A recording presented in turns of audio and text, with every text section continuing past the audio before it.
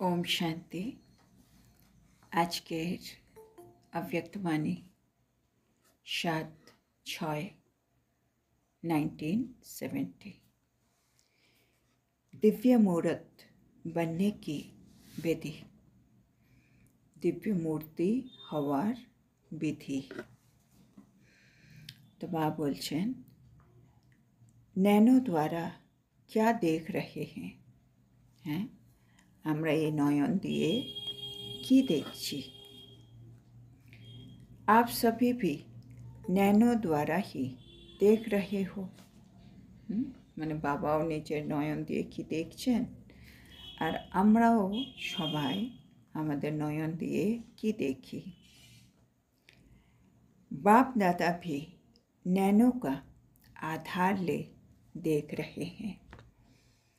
तो बाप दादाओ নয়নের আধার নিয়ে দেখছেন, হ্যাঁ না? কেন বাবা তো সে বাবা হচ্ছে নিরাকার জ্যোতির্বিন্দু, তো উনি ব্রহ্মা বাবার শরীরের আধার নিয়ে সেই চোখ দিয়ে দেখছেন।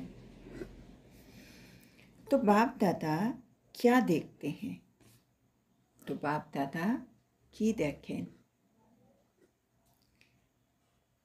आप सभी क्या देख रहे हैं? तो बाबा बोलছে আমরা সবাই কি দেখছি। देख रहे हो वह देखते हुए भी नहीं देखते हो। বাবা বলছে কি করছি আমরা এখন, কি আমরা মানে দেখছি বা দেখেও আমরা দেখছি না, মানে আমাদের অবস্থা কীরকম এখন। क्या स्थिति है, মানে আমাদের স্থিতি এখন কীরকম। तो बाप दादा क्या देख रहे हैं, यही आप देख रहे हो। মানে বাবা বলছে বাবা যে জিনিসটা দেখছেন সেটাই কি আমরাও দেখছি। মানে বাবার স্থিতি আর আমার স্থিতি কি সেম? মানে বাবা যা দেখছেন আমিও কি সেটাই দেখছি ওইভাবে। संकल्पों को कैच करने की प्रैक्टिस करनी होगी, तो संकल्प रहित भी सहज बन सकेंगे। तो এটা হচ্ছে আমাদের পুরুষার্থের পয়েন্ট। সংকল্পগুলিকে বাবা বলছে ক্যাচ করার প্র্যাকটিস করতে হবে, তাহলে আমরা সংকল্প রহিত সহজেই হয়ে যাব, হ্যাঁ না? এখন আমাদের বেশিরভাগই সংকল্প কেন চলে?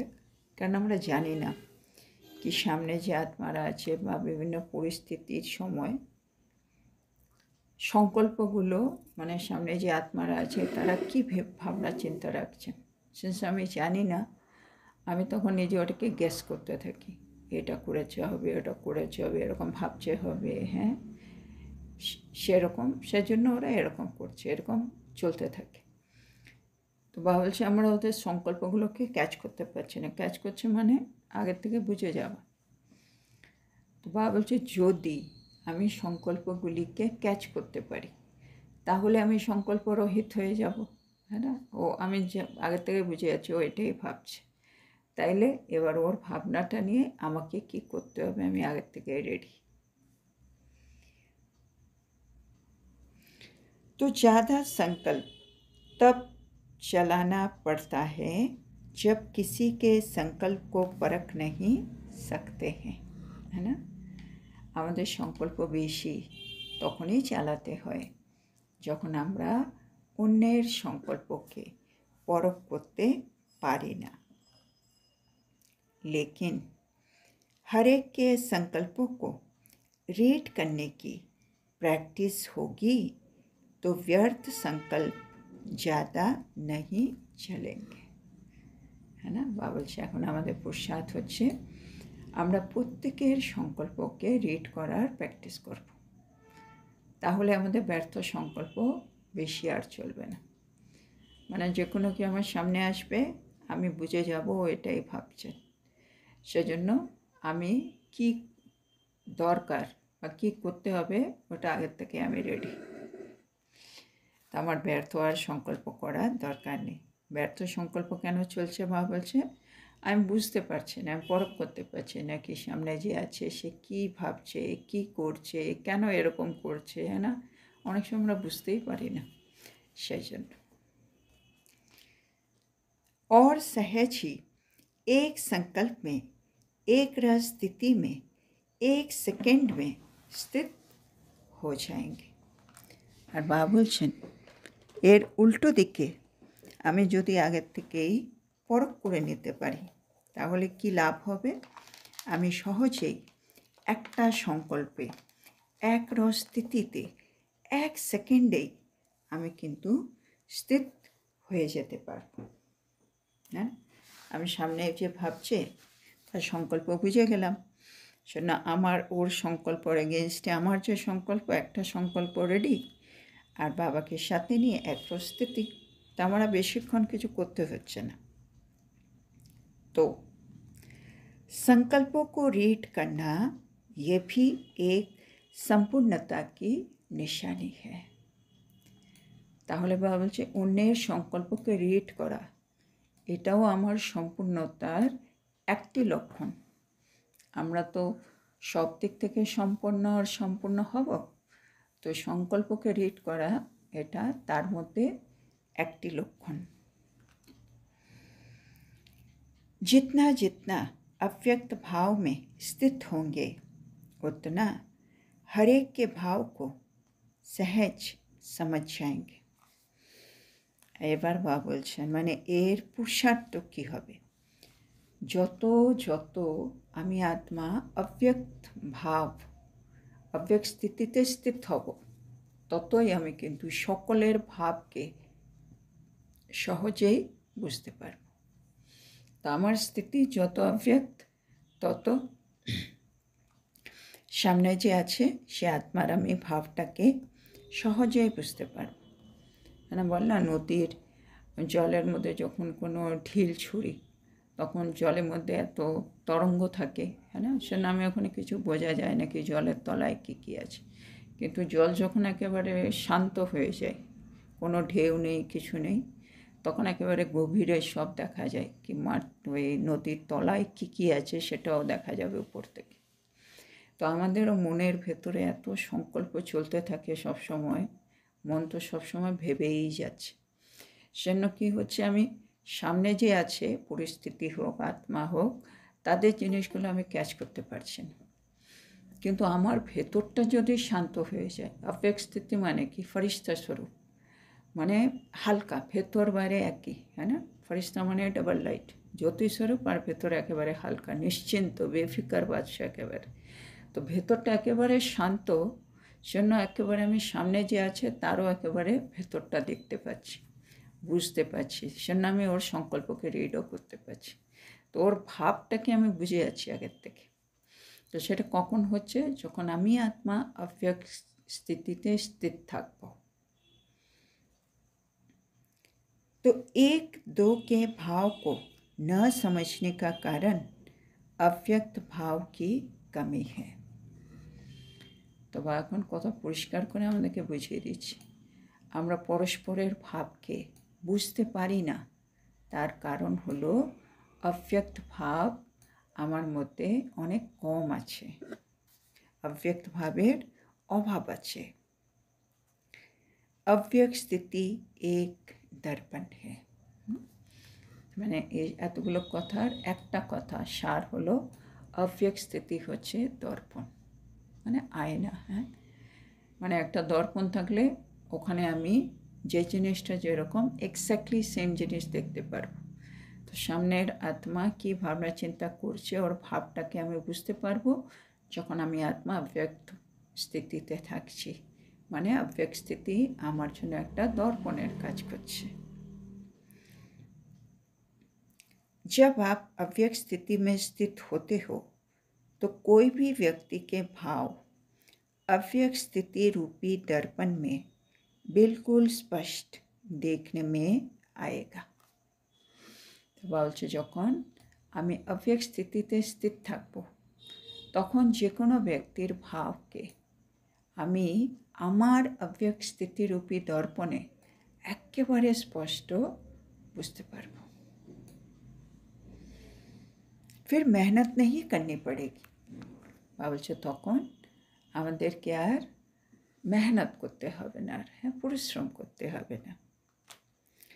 दर्पण को मेहनत नहीं करनी पड़ती है कोई के भाव को समझने में।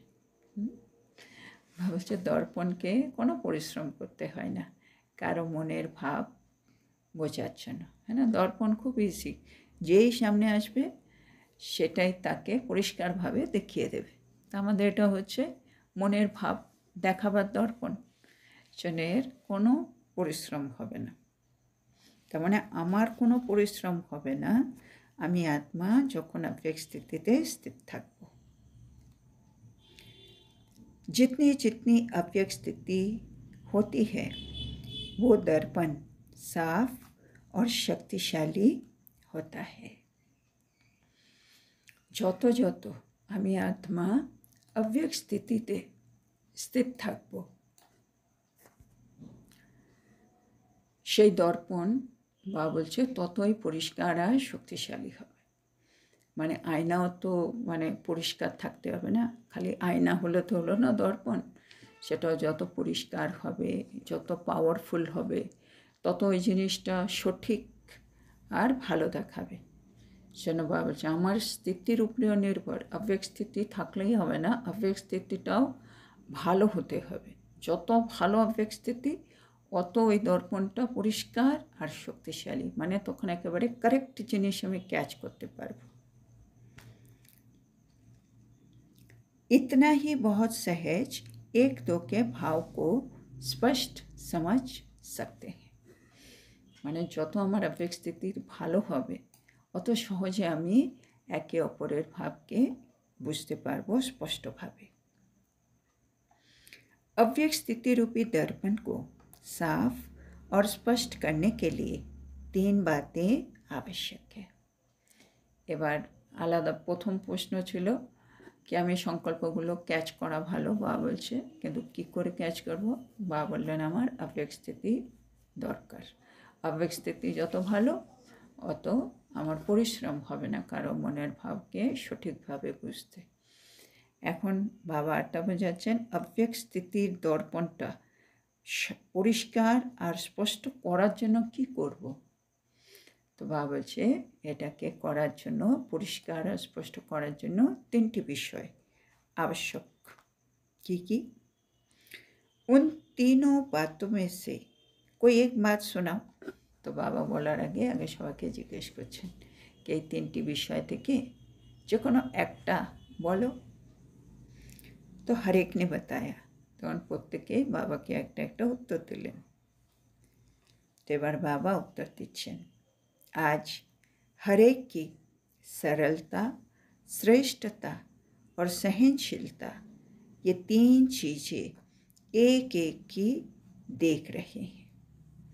তো বাবা বলছে अव्यक्त স্থিতিরূপী দর্পণ পরিষ্কার আর স্পষ্ট হবে যখন আমাদের মধ্যে সরলতা, শ্রেষ্ঠতা আর সহনশীলতা এই 3টে জিনিস থাকবে। इन तीनों बातों में से कोई एक भी ठीक रीति धारण है तो दर्पण स्पष्ट है। বাবা বলছে এই 3টি বিষয়ের মধ্যে থেকে যে কোনো একটি বিষয়ও যদি আমরা ঠিক মতো ধারণ করে নিই তাহলেই দর্পণ কিন্তু স্পষ্ট আছে। তার মানে এই 3টের মধ্যে যে কোনো একটা থাকলেই আমার দর্পণ স্পষ্ট হয়ে যাবে, মানে শক্তিশালী হবে। একটা হচ্ছে সরলতা, একটা হচ্ছে শ্রেষ্ঠতা, আর একটা হচ্ছে सहनशीलता। अगर एक भी बात की कमी है तो दर्पण पर भी कमी का दाग दिखाई देगा। তো বাবা এখানে বলছে যদি একটারও কমতি থাকে, তার মানে এই 3টেই ব্যাপার আমার মধ্যে থাকতে হবে, তখনই আমার अव्यक्त স্থিতি শক্তিশালী হবে আর আমার দর্পণও স্পষ্ট আর শক্তিশালী দেখাবে। বাবা বলছে যদি একটারও যদি কম থাকে, একটি বিষয়ে যদি আমার মধ্যে কম থাকে তবে দর্পণে সেই কমতির দাগ সে ঘাটতির দাগ কিন্তু দেখতে পাওয়া যাবে। इसीलिए जो भी कार्य करते हो हर कार्य में 3 बातें চেক করো। এবার সত্যি এই 3টি বিষয় আমার মধ্যে আছে কি না সেটাও তো আমাকে চেক করে নিতে হবে। যেন বাবা বলছে যখনই কোনো কাজ করি তখনই চেক করো এই 3টি বিষয় আমার মধ্যে আছে কি না। মানে আমি আত্মা সরল কিনা। হ্যাঁ, সরল মানে বাবা বলে ভেতরে বাইরে একই হবে। মানে আমি কি ভাবছি সেটাই যেন আমি পরিষ্কারভাবে বলি, সেটাই যেন আমার কর্মে আসে। আর শ্রেষ্ঠতা বলতে শ্রীমত থেকে শ্রেষ্ঠ আর কিছু নেই। সেই শ্রেষ্ঠ মতের উপরে আমি চলছি কিনা। আর সহনশীলতা মানেই হচ্ছে ড্রামাটাকে একটু পাক্কা করা, কি যা হচ্ছে ভালোর জন্য হচ্ছে, যে করবে সেই পাবে। সেজন্য সব জায়গায় আমাকে সব কিছু দেখতে হবে না, বুঝতে হবে না। কিছু কিছু জায়গায় আমাকে সহ্য করতে থাকতে হবে। জিনিসগুলো সহ্য করা মানে যা আছে যেটা আছে ওটাকে ওইভাবে মেনে নেওয়া। সহ্যশীলতা মানে সহনশীলতা। তো আমাকে 3টেই বিষয়কে চেক করতে হবে। सभी प्रकार से सरलता भी हो, सहनशीलता भी हो और श्रेष्ठता भी हो। মানে সকল প্রকারের সরলতা আমার মধ্যে যেন থাকে। মানে যে কোনো পরিস্থিতিতে আমি আত্মা সরল চিত। যা ভাববো, যা বলবো, যা করব সব একই থাকবে, যে কোনো পরিস্থিতি হোক। মাঝে মাঝে আমরা কিছু কিছু ক্ষেত্রে 100% সরল থাকি, কিছু কিছু ক্ষেত্রে আমরা মডিফাই করে ফেলি নিজেকে, মানে একটুখানি চেঞ্জ করলে পার্সেন্টেজ থাকে ওখানে। এরকম হলে হবে না। সকল প্রকারের সরলতা, সহনশীলতা আর শ্রেষ্ঠতা সব দিকে 100% লাগবে। সাধারণপন ভি না হো, এই 3টে জিনিস থাকতে হবে। আর কোনো সাধারণত্ব যেন না থাকে, তবে আমার আবেগ স্থিতিটা শক্তিশালী হবে। তার মানে দর্পণটা স্পষ্ট দেখাবে। अभी कहाँ श्रेष्ठता के बजाय साधारणता दिखाई पड़ती है। একটা হচ্ছে শ্রেষ্ঠ কাজ করব, আর একটা হচ্ছে সাধারণভাবে কাজ করব। মানুষ মানে সাধারণ কাজ করে। আমরা দেবতা হতে আছি, আমরা ঈশ্বরীয় সন্তান। সেজন্য আমাদের কাজ শ্রেষ্ঠ কাজ হবে, আমাদের কাজ সাধারণ নয়। তো বাবা বলে মাঝে মাঝে দেখা যায় আমরা শ্রেষ্ঠতাকে ছেড়ে সাধারণতার মধ্যে চলে আসছি। साधारणपन को श्रेष्ठता में बदली करो और हर कार्य में सहनशीलता को सामने रखो। তো বাবা এখন আমাদের পুরুষার্থের জন্য বলছে, আমাদের মধ্যে যা যা এখনও সাধারণতা রয়ে গেছে সেগুলো এবার পাল্টে ফেলো, সেগুলোকে এবার একটু শ্রেষ্ঠতাতে বদলে ফেলো। আর প্রতিটা কাজের মধ্যে প্রতিটা কাজে একটু সহনশীলতাকে ইউজ করো। এই দুটো যদি আমরা একটু করি, আমাদের মধ্যে চেঞ্জ। প্রতিটা কাজকে শ্রেষ্ঠভাবে করতে হবে। মানে যে কোনো পরিস্থিতিতে ভাবনা, চিন্তা, কথা বলা সব কিছুতে শ্রেষ্ঠতা আসবে। আমার দৃষ্টি, বৃত্তি সব শ্রেষ্ঠ। আর তার সাথে একটু সহ্য শক্তিও লাগবে, सहनशीलता। और अपने चेहरे पर, वाणी पर सरलता को धारण करो। আর কোথায় কোথায় আমাদের সরলতা লাগবে? আমার চেহারা আর আমার বাণীতে। আমার এই দুটো জায়গায় আমার সরলতা লাগবে। মানে ভিতরে বাইরে যেন এক থাকে। কেন চেহারাতে সেটা তো প্রকাশ পায়। অনেক সময় আমরা কাউকে দেখে আগে থেকে বুঝে যাই না, ও ধরো খুব ভালো কথাই বলছে, কিন্তু আমরা ঠিক আমাদের মন ভেতরে বলছে না না, ও বলছে বটে কিন্তু এরকম করবে না মনে হচ্ছে, অন্য কিছুই করবে, বলছে হ্যাঁ হ্যাঁ করে দেবে, কিন্তু অন্য কিছু ভাবছে। তো চেহারা দেখে আমরা অনেকটা জিনিস বুঝে যাই, আর কথা শুনেও বুঝে যাই। হ্যাঁ না, যা বলছে সেটাও করবে না, সেটা আমরা আগের থেকে বুঝে যাই।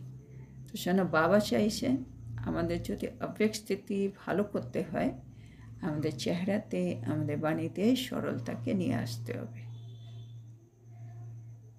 फिर देखो सर्विस व कर्तव्य की सफलता कितनी श्रेष्ठ होती है।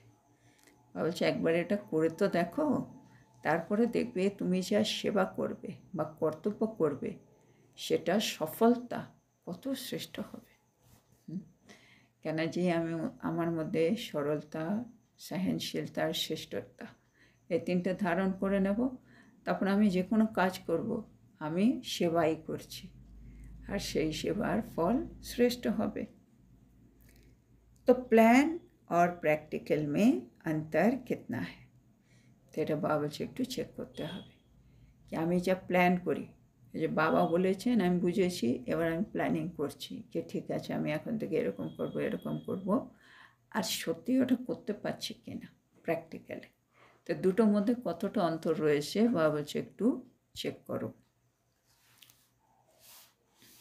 अंतर का कारण क्या है, বাবা বলছে অন্তর মানে তফাতের কারণটা কি। तीनों ही रूप में अभी पूर्ण प्लान नहीं हुए हो।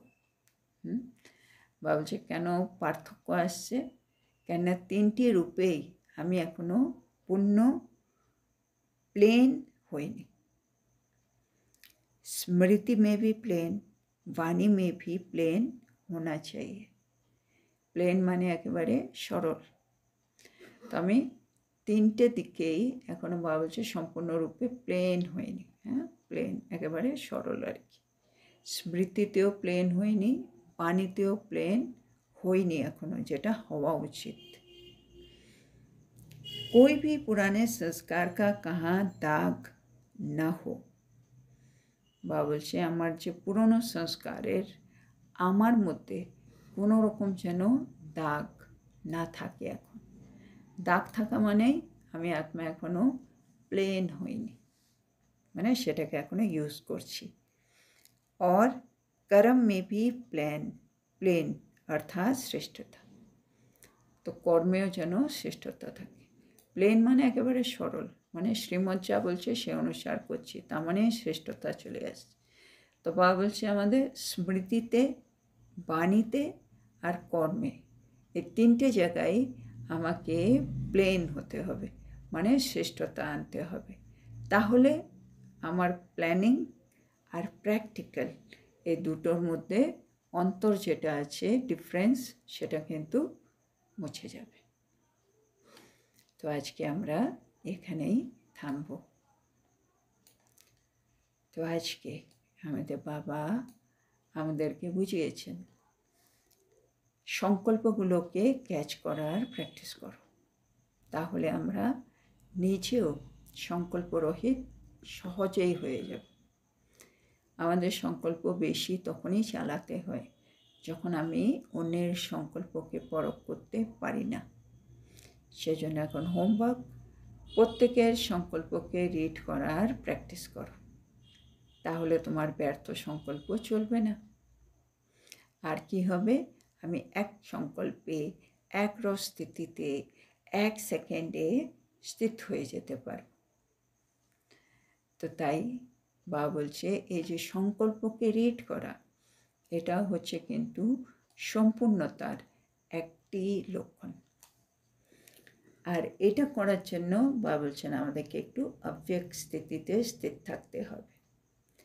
পরস্পরের ভাবকে আমরা বুঝতে পারি না কেন, আমাদের মধ্যে অব্যক্ত ভাব যেটা আছে ওটা কম আছে।